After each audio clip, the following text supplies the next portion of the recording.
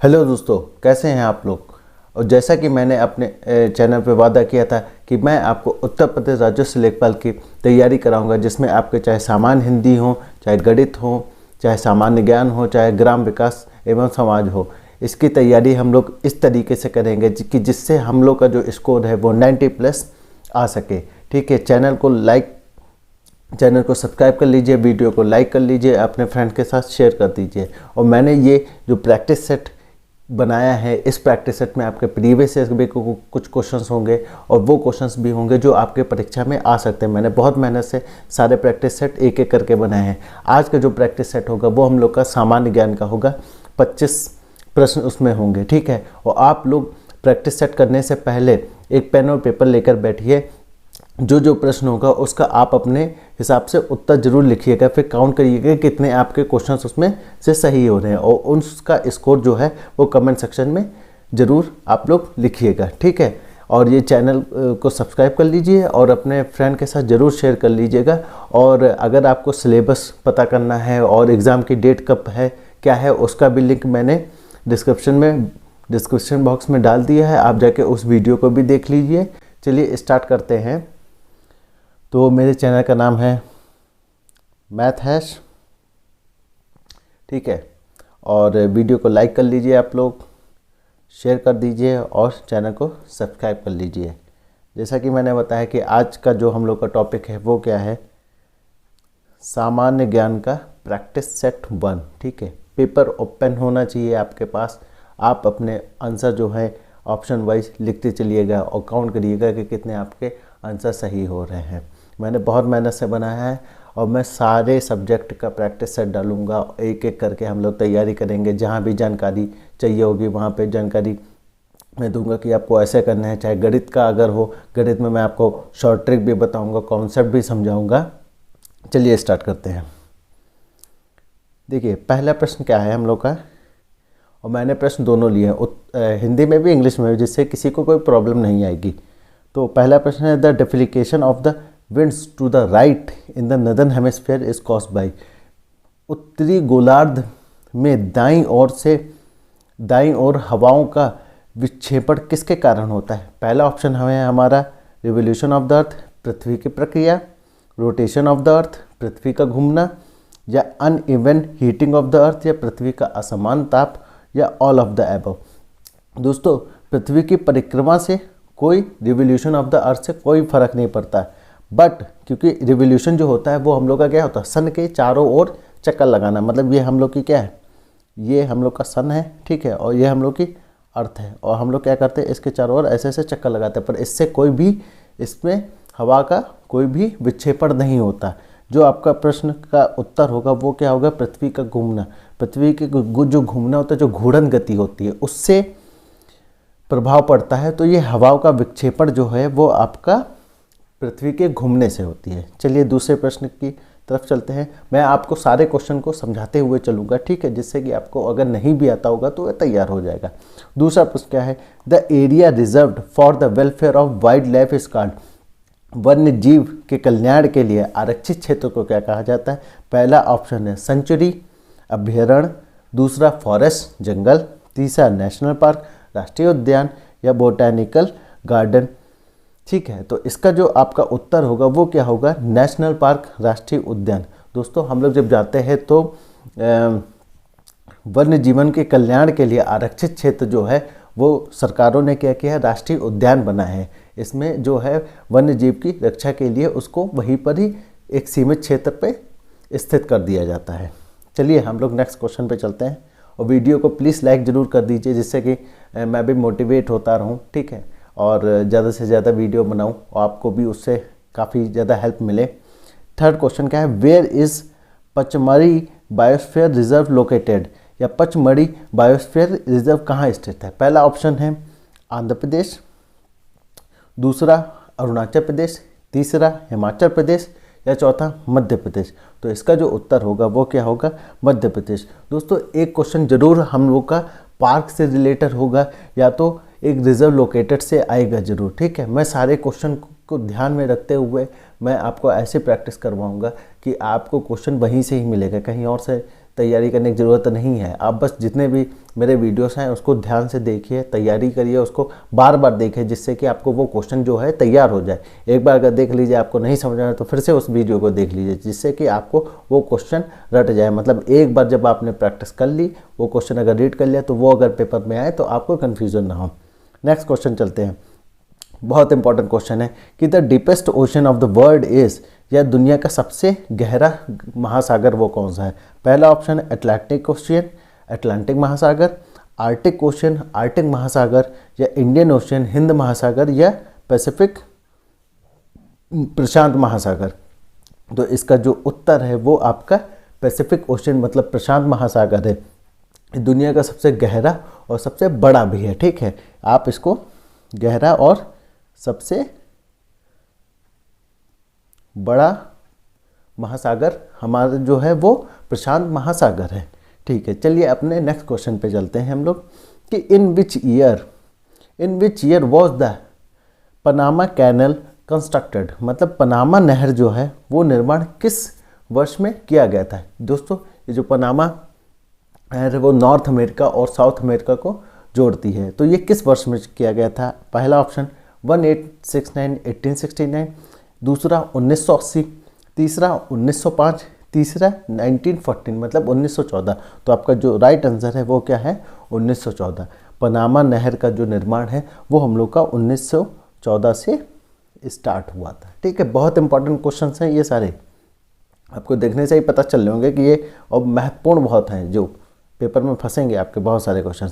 छठा क्वेश्चन है after living the Congress Subhash Chandra Bose formed in 1939 his own party, मतलब कांग्रेस छोड़ने के बाद सुभाष चंद्र बोस ने 1939 में अपनी पार्टी का नाम क्या रखा है, ठीक है।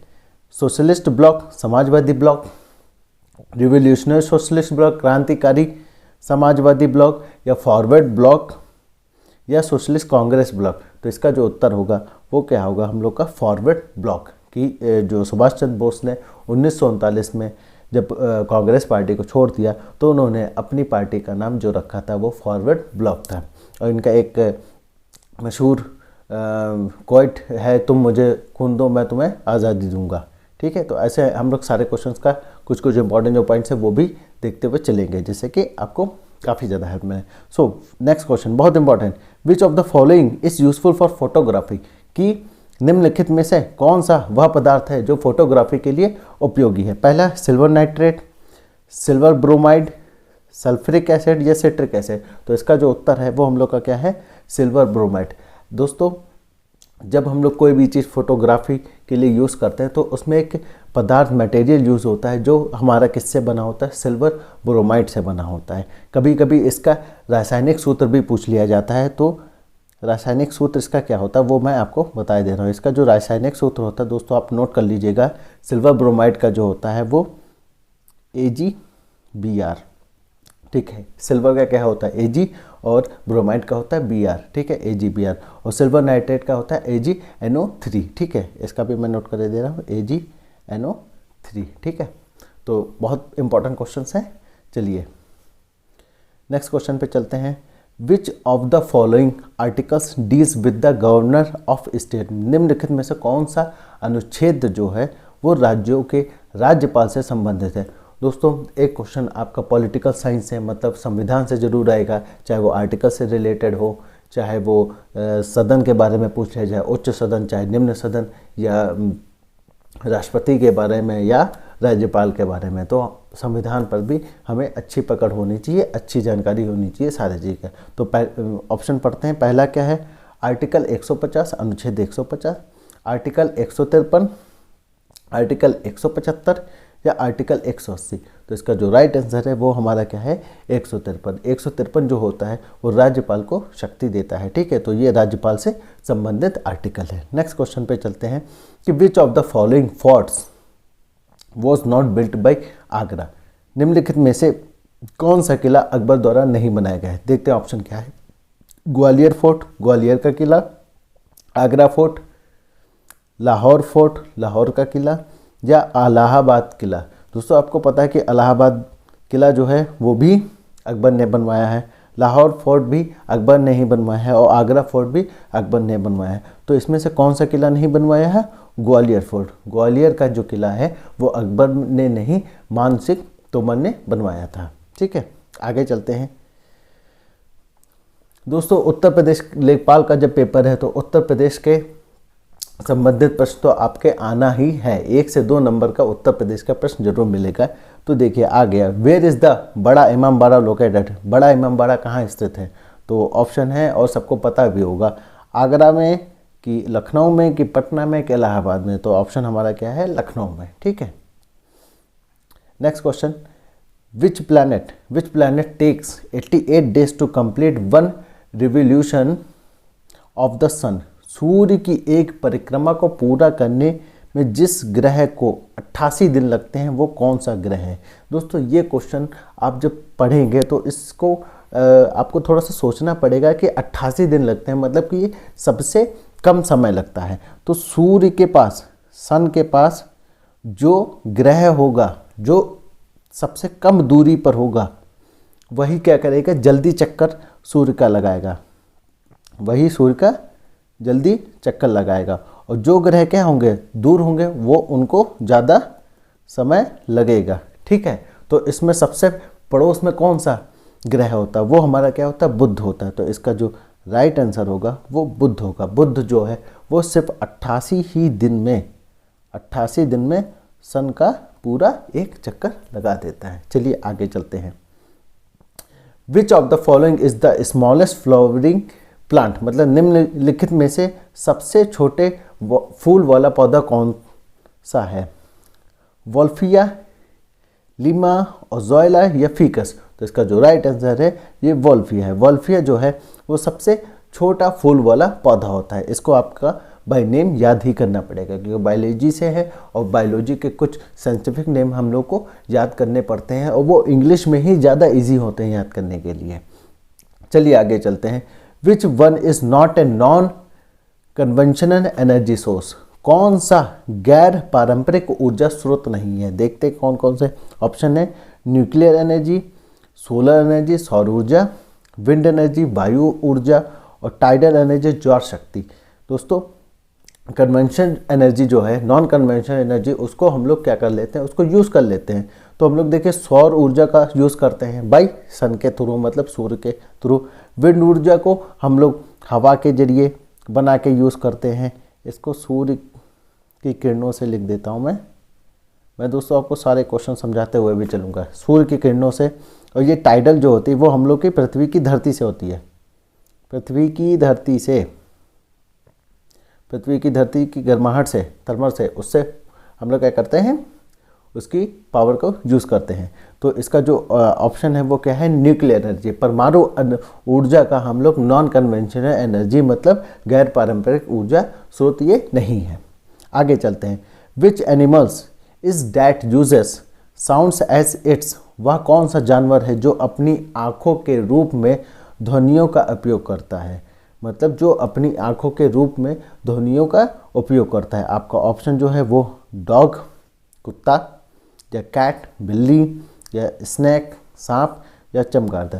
तो दोस्तों जो रात में सबसे अच्छा देख लेता है जो जानवर, वो हमारा क्या होता है? बैट, मतलब चमगादड़। चमगादड़ जो होता है वो अपनी आँखों के रूप में ध्वनियों का उपयोग करता है। ठीक है, आगे चलते हैं। Next question, what is the name of the upper house of the Indian parliament? जैसा कि दोस्तों मैंने बताया था कि एक से दो क्वेश्चन जो हैं वो आपके संविधान से आना ही आना है। तो what is the name of the upper house of the Indian parliament? भारतीय संसद के ऊपरी सदन का नाम क्या है? सीनेट, प्रबंध कारिणी समिति, राज्यसभा, ठीक है, हाउस ऑफ लॉर्ड्स, उच्च सदन, या लेजिस्लेटिव असेंबली, विधानसभा। तो दोस्तों आप लोगों को पता है कि हम लोग की कितनी है? 2 सदन होती हैं। ठीक है, 2 सदन में एक क्या होती है? उच्च सदन, और एक क्या होती है? निम्न सदन। ठीक है, एक होती है उच्च सदन, एक होती है निम्न सदन। उच्च सदन को हम लोग क्या बोलते हैं? राज्यसभा बोलते हैं। ये मेरी राज्यसभा होती है, मतलब हम लोग की राज्यसभा। और निम्न सदन जो होती है वो लोकसभा होती है। ठीक है, तो तो इसका जो ऑप्शन होगा मतलब राज्यसभा होगा। और राज्यसभा दोस्तों क्या होती है, परमानेंट, राज्यसभा परमानेंट सभा होती है जो कभी भी रद्द नहीं हो सकती, जो कभी भी रद्द नहीं हो सकती। लोकसभा जो है वो रद्द हो सकती है, ठीक है। तो ये भी प्रश्न आता है कि कौन सी ऐसी सदन है जो हमेशा रहती है, जो कभी भी रद्द नहीं हो सकती, वो क्या होती है, राज्यसभा होती है। Next question, Nallamala hills are located in the state of, या नल्ला माला पहाड़ियाँ किस राज्य में स्थित है। ऑप्शन आपका उड़ीसा, मेघालय, आंध्र प्रदेश, गुजरात। तो ये जो आपका उत्तर होगा वो क्या होगा, आंध्र प्रदेश। आंध्र प्रदेश में आपको नल्ला माला पहाड़ियाँ जो हैं वो उसी राज्य में स्थित हैं। दोस्तों इस प्रकार के जो क्वेश्चंस हैं वो आपको याद ही करने पड़ेंगे, ठीक है। आपको चाहे वो रिजर्व लोकेटेड लोकेशन हो, ठीक है, या राष्ट्रीय उद्यान हो, और या वर्ल्ड लाइफ सेंचुरी हो, वाइल्ड लाइफ सेंचुरी, तो वो आपको याद ही करना पड़ेगा। आगे चलते हैं। विच प्लैनेट रेडिएट ग्रीन, ये बहुत बढ़िया क्वेश्चन है। Which planet radiate green colour light, कौन सा ग्रह हरे रंग के प्रकाश उत्सर्जित करता है। मरकरी, बुध, या वीनस, शुक्र, या नेपच्यून, वरुण, या जुपिटर, बृहस्पति। तो जो इसका उत्तर होगा वो क्या होगा, नेपच्यून होगा, वरुण होगा, ठीक है। ये वरुण जो है, नेपच्यून जो है वो अपने वो ग्रीन ग्रीन लाइट का जो है, ठीक है, ग्रीन ग्रीन लाइट वो अपने चारों तरफ क्या करती है, वो उत्सर्जित करती है, ठीक है। हम लोग आगे चलते हैं। हरे रंग का प्रकाश जो है वो उत्सर्जित करती है। हु सक्सीडेड गुरु नानक, मतलब गुरु नानक का उत्तराधिकारी कौन हुआ। गुरु अंगद, गुरु रामदास, गुरु अर्जन, या गुरु हरगोबिंद। तो इसका जो उत्तर है वो हमारा गुरु अंगद है। गुरु अंगद जो है वो गुरु नानक के उत्तराधिकारी थे। नेक्स्ट क्वेश्चन पे चलते हैं। Where was the first cotton mill in India establish, Bharat में पहला कॉटन मिल कहाँ स्थापित हुआ था। तो इसका ऑप्शन जो है सूरत, बॉम्बे, मुंबई, या अहमदाबाद, या कोलकाता। दोस्तों जो इसका आंसर है वो हमारा कोलकाता है। जो पहली फर्स्ट कॉटन मिल, जो पहला कॉटन मिल जो था वो हमारा कोलकाता में हुआ था। पहला जो है वो हम लोग का कोलकाता में हुआ था। और जो दूसरी मिल है वो हमारी मुंबई में हुई थी। तो दोस्तों ध्यान रखिएगा कि अगर पहली मील पूछी जाए तो आप कोलकाता लगाएंगे और दूसरी मील जो है वो मुंबई लगाएंगे। और जो कोलकाता वाली है वो 1814 और जो बॉम्बे वाली है वो 1854 के आसपास लगाई गई थी। चलिए आगे चलते हैं। क्वेश्चन 20 क्वेश्चन नंबर है, the hair of shaving brush clings together when removed water due to, जब शेविंग ब्रश के बाल पानी से निकाले जाते हैं तो किस वजह से आपस में चिपक जाते हैं। ऑप्शन है सरफेस टेंशन, सतह तनाव, विस्कोसिटी, शयान्यता, या इलास्टिसिटी, लोच, या फ्रिक्शन। तो जो इसका उत्तर है वो क्या है आपका सरफेस टेंशन, सतह तनाव। सतह तनाव के कारण ही क्या होता है, जो शेविंग ब्रश के बाल हैं वो सब चिपक जाते हैं। चलिए नेक्स्ट क्वेश्चन पे चलते हैं। Which of the following was the capital of the Chola king, निम्नलिखित में से चोल राजाओं की जो राजधानी थी वो कौन सी थी। कांची, तंजौर, मदुरा, या तिरुचिरापल्ली। सो इसका जो उत्तर है वो तंजौर है। जो चोल राजाओं की राजधानी थी वो क्या थी, हमारी तंजौर थी। ठीक है, आगे बढ़ते हैं हम लोग। The western coastal strip south of Goa is refers to as, Goa के दक्षिणी में पश्चिमी तटीय पट्टी को किस रूप में जाना जाता है। कोरोमंडल में, या कन्नड़ के नाम से, या कोंकण के नाम से, या उत्तरी व्रत नदनसिर। तो इसका जो उत्तर होगा वो क्या होगा, हम लोग का कन्नड़ होगा। उसको जो है गोवा की जो दक्षिण से पश्चिमी तटीय पट्टी है उसको कन्नड़ के नाम से जानते हैं। आगे बढ़ते हैं। The Basava Sagar dam is located in which state. मैं फिर से बता रहा हूँ आपको, चाहे डैम हो, चाहे रिजर्व पार्क राष्ट्रीय उद्यान हो, चाहे रिजर्व पार्क हो कुछ, या वाइल्ड लाइफ सेंचुरी हो, वो आपको याद करने पड़ेंगे। और उससे रिलेटेड एक मैं वीडियो बनाऊंगा जिसमें आपके इम्पोर्टेंट सारे, चाहे डैम का हो एक वीडियो बनेगा, एक हमारे राष्ट्रीय उद्यान का बनेगा, एक रिजर्व पार्क का बनेगा। वो मैं जल्द ही अपलोड कर दूंगा। आप लोग जाके नोट कर लीजिएगा, याद कर लीजिएगा, उसी में से एक क्वेश्चन पक्का आपका फंसना है। तो बांसवा सागर बांध जो है वो किस राज्य में स्थित है? चंडीगढ़, पुडुचेरी, कर्नाटक या उड़ीसा? तो इसका जो उत्तर होगा वो आपका कर्नाटक होगा। कर्नाटक में बांसवा सागर डैम स्थित है। आगे चलते हैं। विच is the highest law of the land? ये बहुत बार प्रश्न पूछा जाता है, बहुत सी परीक्षाओं में प्रश्न पूछा जाता है। Which is the highest law of the land? भूमि का उच्चतम कानून कौन सा है? इंडिया पैनल कोड, भारतीय दंड संहिता, इंडियन कॉन्स्टिट्यूशन, भारतीय संविधान, सिविल प्रोसीजर कोड, नागरिक प्रक्रिया संहिता, या क्रिमिनल प्रोसीजर कोड, आपराधिक प्रक्रिया संहिता? तो दोस्तों बहुत बच्चे क्या करते हैं, ऑप्शन में तुरंत देख के इंडियन पैनल कोड पर टिक लगा देते हैं, जो कि आपका दोस्तों ये गलत है।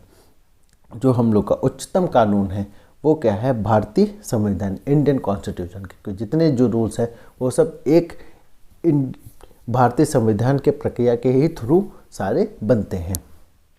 आगे चलते हैं। हम लोग का आखिरी प्रश्न है, electrostatics precipitators are used to control whom? Electrostatics precipitator का उपयोग किया जाता है किसको नियंत्रण करने के लिए? एयर पॉल्यूशन, वायु प्रदूषण, वाटर पॉल्यूशन, जल प्रदूषण, या सॉलिड वेस्ट, ठोस अवशेष, या नॉइज पॉल्यूशन? तो इसका जो उत्तर है वो क्या है? एयर पॉल्यूशन, वायु प्रदूषण का नियंत्रण करने के लिए इलेक्ट्रोस्टैटिक्स प्रेसिपिटेटर्स या इलेक्ट्रोस्टैटिक्स का इसका हम लोग उपयोग करते हैं। तो दोस्तों आज हम लोगों ने सामान्य ज्ञान का पूरा 25 प्रश्न का एक प्रैक्टिस सेट डिस्कस किया। इसमें बहुत सारे क्वेश्चन जो होंगे वो आपको दोस्तों आते होंगे, कुछ क्वेश्चंस आपको नहीं आते होंगे। जो नहीं आते हैं उसको आप लोग फिर से जाके वीडियो को देख करके उसका आंसर जो है नोट कर लीजिए, और जो मैंने पॉइंट्स बताए हैं उसको एक बार ज़रूर देखिए। हर एक क्वेश्चन में मैंने नया पॉइंट बताया है कि इस रिलेटेड से ऐसे क्वेश्चन बन सकते हैं। तो दोस्तों चैनल को आप सब्सक्राइब तो कर ही लेंगे और अपने दोस्तों के साथ शेयर कर लीजिए। अब हम लोग बहुत ही जल्द दूसरा सामान्य हिंदी का एक प्रैक्टिस सेट लेकर उपस्थित मैं हूँगा, जिसमें आप लोग तैयारी रखिएगा अपनी, और अपने जो मार्क्स हैं 25 में से जो आपका स्कोर है वो कमेंट ज़रूर करिए।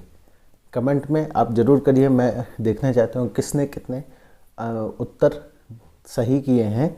और दोस्तों इस वीडियो को अपने फ्रेंड के साथ ज़रूर शेयर करिएगा। हम लोग नेक्स्ट वीडियो में जल्दी मुलाकात करेंगे। Thank you very much.